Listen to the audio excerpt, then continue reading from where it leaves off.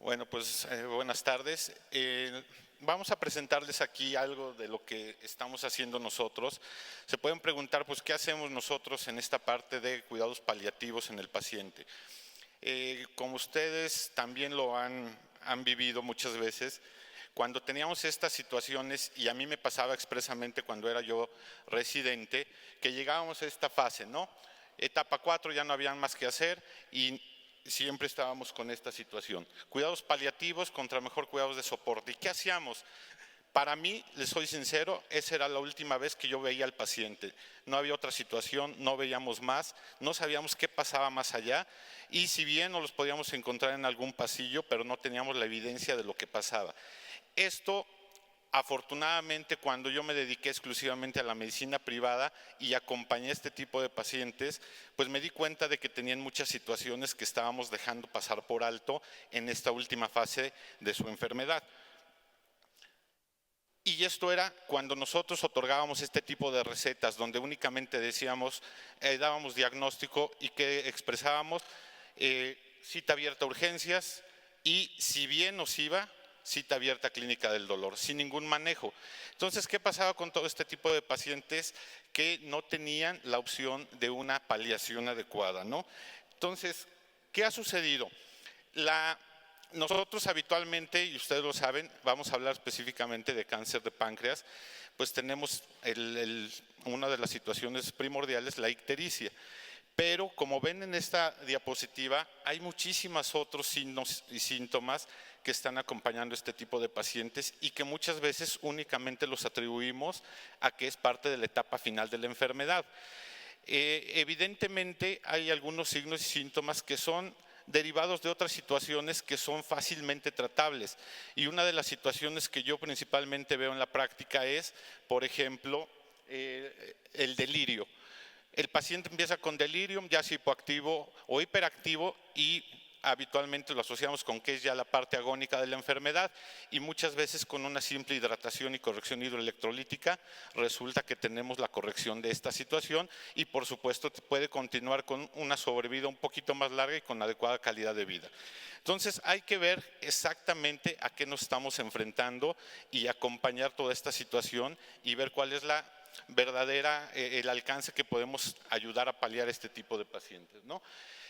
Esta es una definición de la Sociedad Española de Cuidados Paliativos y nos comentan aquí que únicamente nosotros como oncólogos muchas veces nos enfocamos a la parte física y nos olvidamos de la otra parte que nos integran como seres humanos, ¿no? Que es la parte evidentemente psicosocial y la parte espiritual. Entonces, no que con esto la Sociedad Española de Cuidados Paliativos nos quiere decir que nosotros nos encarguemos de tratar las otras áreas, pero que sí seamos sensibles para poder dar paso a tanatólogos, poder dar paso a psicólogos, psicooncólogos y demás miembros del equipo que nos van a ayudar a lograr una adecuada paliación de este tipo de pacientes, ¿no? ¿Qué sucede? Normalmente nosotros ofrecemos todos los cuidados paliativos cuando el paciente está ya fuera de tratamiento oncológico, ya sea paliativo con quimioterapia o radioterapia. Y hay estudios, y principalmente lo hemos visto en la práctica clínica, que nos indican que cuando nosotros ofrecemos el tratamiento a un paliativo de quimioterapia o radioterapia, junto ya con todos los cuidados paliativos, tenemos mejores tasas de sobrevida y por supuesto de calidad de vida. Pero ¿qué creen? Que nos dimos cuenta que no fue precisamente por la terapia antineoplásica, sino esta mejoría en la calidad de vida y sobrevida fue porque había una comunicación aún estrecha entre el oncólogo médico que aún estaba pendiente del tratamiento junto con el paliativista y los demás miembros del equipo. ¿Qué sucede habitualmente? Que yo mando al paciente a casa y ya no tiene contacto conmigo, y muchas veces el paliativista no es oncólogo y no tiene la situación, ni siquiera sabe si se fue operado, si no fue operado, qué procedimiento quirúrgico se le hizo, y entonces eso tiene un deterioro en la calidad de vida muy importante. Entonces, vean en este estudio que nos muestra aquí, encontramos sobrevidas mayores en el grupo que iniciamos manejo temprano de cuidados paliativos que en los que no tuvimos esta situación. Específicamente en cáncer de páncreas tenemos estas tres situaciones que nos meten en muchísimos problemas cuando vemos estos pacientes ya en la etapa de paliación, ¿no? La obstrucción biliar, obstrucción en la salida gástrica y, por supuesto, el dolor. ¿Qué estamos teniendo? Que como en todo lo que ya vimos durante estos días, muchas situaciones son de criterio. Y aquí nosotros también tenemos que evaluar el criterio para ver qué pacientes vamos a mandar a paliar y con qué tipo de paliación, que es muy importante. Repito, y soy muy enfático en esto, muchas veces nosotros únicamente decimos va para una prótesis biliar, pero llega con el endoscopista y el endoscopista no sabe qué sobrevida tiene, si fue operado, si no fue operado, qué cirugía le hicimos, y muchas de estas situaciones nos llevan a que desde ahí se equivoquen en qué prótesis o si se va a poner una derivación biliar externa, interna, mixta o si se va a hacer un procedimiento abierto. Todo esto va enfocado a que haya una adecuada comunicación con nosotros como oncólogos, ¿no? Porque evidentemente, y esto es sabido de todos nosotros, pues hay stents definitivamente de plásticos, metálicos, pero en la experiencia que tenemos, el paciente con cáncer de páncreas que es sometido a un stent, los plásticos nos han llevado a colangitis, de repetición. Y son pacientes que nos llegan frecuentemente a la consulta y regresan una y otra vez porque están teniendo colangitis, porque definitivamente les pusimos una prótesis plástica, que es la que mayor porcentaje de complicación de este tipo se presenta. Entonces ese es el criterio que nosotros debemos de establecer como médicos tratantes y saber a qué pacientes vamos a enviar a determinado procedimiento quirúrgico. Aquí, bueno, únicamente les muestro las fotografías. Estas pues nos son proporcionadas por los endoscopistas que nos apoyan en la práctica. Y como ven, en la diapositiva del otro lado ya tenemos ahí la situación. Pero esto nos ha dado resultado por la estrecha comunicación que hemos tenido con el equipo de endoscopía, con nosotros como cirujanos oncólogos y dedicados a esta parte de paliativos, ¿no? Evidentemente tenemos las derivaciones biliares externas, internas, mixtas y las bilioentéricas, laparoscópicas, que actualmente es lo que estamos trabajando, o abiertas. Pero ¿en quién la vamos a hacer? Si tiene una situación de sobrevida muy larga, probablemente nos convenga someterlo a un procedimiento quirúrgico. Pero si estamos viendo que su sobrevida ya es muy corta, pues no tiene caso. Vamos a aumentarle morbimortalidad con esta situación. Aquí ya vemos una prótesis colocada y otro de los síntomas, obstrucción de la salida gástrica, y esto lo voy a hacer enfático en algunas situaciones que veo muy comúnmente, ¿no? Hasta el 25% de estos pacientes vamos a tener con esta complicación y lo mismo, el criterio dependerá de la expectativa de vida. ¿Qué vamos a hacer? Un stent enteral, ¿tenemos la disponibilidad o no la tenemos? O vamos a establecer una gastrostomía endoscópica percutánea.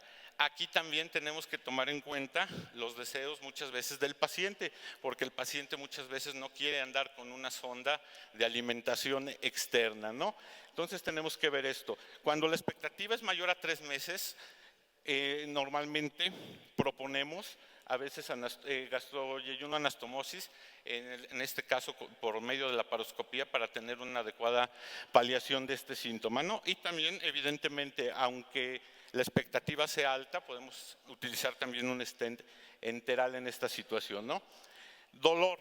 El dolor es una de las situaciones más importantes a las que nos enfrentamos en la parte paliativa de los tumores o del cáncer de páncreas, y desgraciadamente, como lo ven aquí en la diapositiva, muchos pacientes no tendrán acceso a morfina, ya sea porque nosotros mismos no se los vamos a proveer o porque en nuestras instituciones de salud no contamos con unidades de clínica del dolor, y por supuesto el paciente se pasa la mayoría de su enfermedad con tramadol y analgésicos antiinflamatorios no esteroideos, ¿no? O simple y sencillamente porque alguien bien le administró morfina y no llevó un seguimiento y el paciente la dejó por los efectos secundarios que todos sabemos, y uno de los principales es la constipación, ¿no? Entonces hay que tener esta situación de evidencia y de que podamos nosotros darle el seguimiento y reevaluación de síntomas para ver qué está sucediendo con este paciente en cuanto a la parte de dolor. Evidentemente, muchas veces no podemos controlar, ustedes saben, la infiltración al plexo celíaco es una de las situaciones que nos hacen muy difícil el control del dolor y pues recurrimos a neurólisis del plexo celíaco que nos apoyan los endoscopistas y con alcohol absoluto, y ahora le están agregando bupivacaína, nos están apoyando en esta situación. Les soy sinceros, la realidad es que muchas veces no logramos el control de dolor y tenemos que recurrir a esto en combinación con morfina. Y hemos tenido casos que ni esto nos ha logrado el control y hemos tenido que recurrir a sedación paliativa para control de dolor. Han sido 2, 3 pacientes que no hemos logrado el control con todas estas situaciones y hemos tenido que llegar a la sedación paliativa, que ya lo hacemos. Desafortunadamente, yo nada más la experiencia que tengo es privada, no tengo experiencia institucional, ¿no? Y aquí vemos lo que nos proporcionan los endoscopistas, cómo meten la aguja e inyectan el alcohol. Otro síntoma, otra situación muy común que veo es la parte de insuficiencia pancreática exócrina, y esto va muy de la mano muchas veces a situaciones derivadas de la cirugía, en la cual el paciente va a tener todos estos síntomas que son bien conocidos por todos nosotros y que muchas veces los asociamos a parte de la enfermedad o de la progresión de la enfermedad. Pero les soy sincero, vemos muchísimos pacientes con esta complicación y pues resulta que únicamente dándoles enzimas exógenas mejoran muchísimo en toda esta situación, ¿no? Entonces, es un manejo multidisciplinario, es un manejo no nada más asociarlo a que ya está en una etapa final de su vida y de que todos los síntomas los vamos a atribuir a la misma enfermedad, ¿no? Náusea y vómito, pues ahí están todas las listas de por qué los podemos tener. La principal es por el uso de opioides, por enfermedad ulcerosa péptica, obstrucciones, anormalidades metabólicas o incluso por incremento en la presión intracraneal que nos puede dar esta situación. Y aquí les muestro qué medicamentos usamos y vemos lo que vemos muy comúnmente, nos llegan la mayoría de los pacientes con cetrones, cualquiera que ustedes quieran, porque se los dio el oncólogo. Y como ven ustedes, nosotros en cuidados paliativos los cetrones entran hasta tercera línea de manejo. Nosotros lo que más o lo que mejor resultado nos ha dado son los antipsicóticos. Con dosis relativamente bajas tenemos mucho mejores controles, incluso que la metoclopramida, que vean las dosis que a veces llegamos a manejar. Evidentemente, si tenemos un paciente que tiene obstrucción intestinal maligna, pues no voy a dar metoclopramida. Eso es evidente, pero vean que podemos tener manejo de ocrotide para el manejo de la náusea y del vómito, así como el dimedinato. Es decir, no cuando nosotros, y es lo que les enseñamos a los médicos, enfermeras que se acercan a nosotros a cuidados paliativos, les comentamos, siempre que vean un síntoma, no se pregunten o no piensen que es por la enfermedad, sino háganse la pregunta, ¿qué lo está causando? Porque muchas veces no es producto del cáncer terminal, sino es producto de alguna otra complicación agregada. Otra situación muy común, y ustedes lo saben, es el riesgo tromboembólico. Desgraciadamente, todos los pacientes, cuando los damos de alta, no vienen con ninguna situación profiláctica y terminan muchos en trombosis venosas o incluso tromboembolias pulmonares. Como vemos aquí, manejar una heparina de bajo peso molecular, y si no le queremos dar inyectado, pues le podemos dar tomado y con eso logramos o tenemos una profilaxis bastante buena de toda esta situación. Esto, créanme, esta diapositiva me ha dado muchísima situación de tranquilidad y muchísima situación de que el paciente no regrese y no me esté llamando cada 5 minutos o cada día o cada 2 días. Nosotros cuando le explicamos a la familia y al paciente que habrá síntomas que podamos tener control, como el dolor, como la náusea, como el vómito, pero habrá síntomas que ellos tendrán que adaptarse.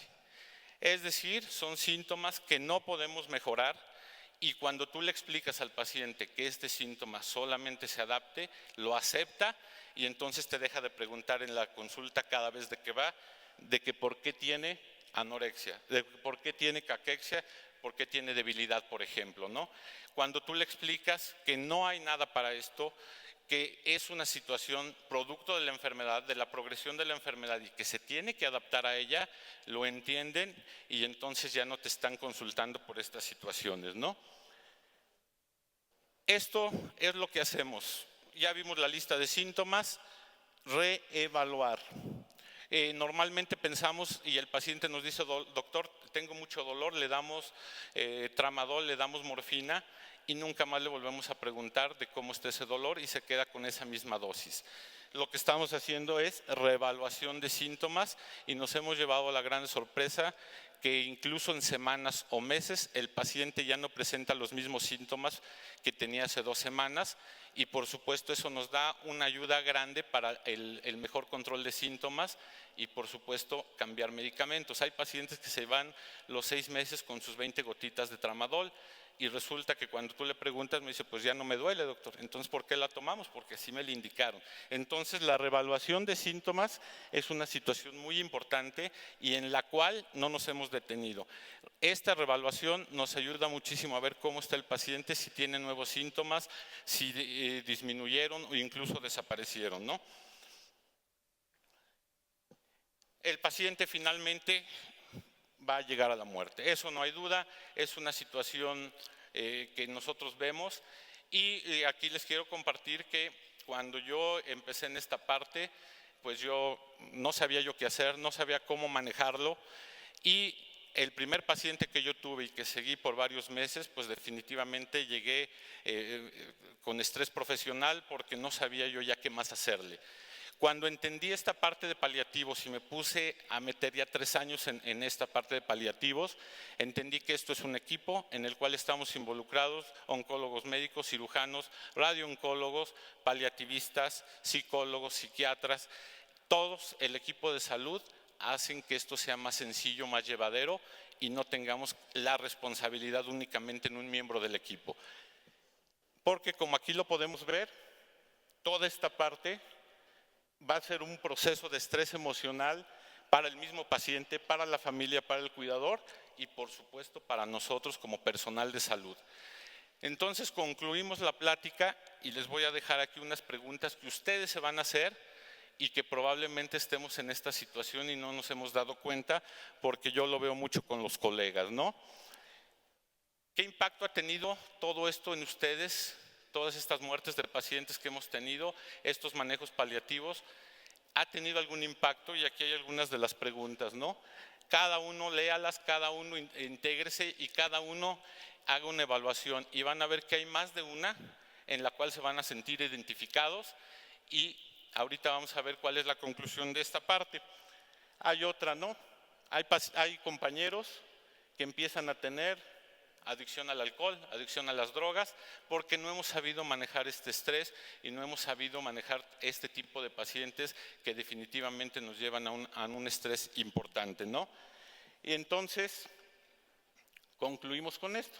Podemos tener síndrome de burnout, es decir, estrés laboral. ¿Qué pasa con este estrés laboral? No lo sentimos, ¿eh? Como aquí lo dice, es paulatino y va caracterizado por esta situación paulatina en donde perdemos el interés y la responsabilidad en el trabajo y definitivamente puede llegar a tener cuadros depresivos graves y suicidios. Estoy metido de lleno en la parte paliativa y créanme que esto no es una cosa infrecuente que veo con ustedes como colegas, ¿no? Les agradezco mucho su atención.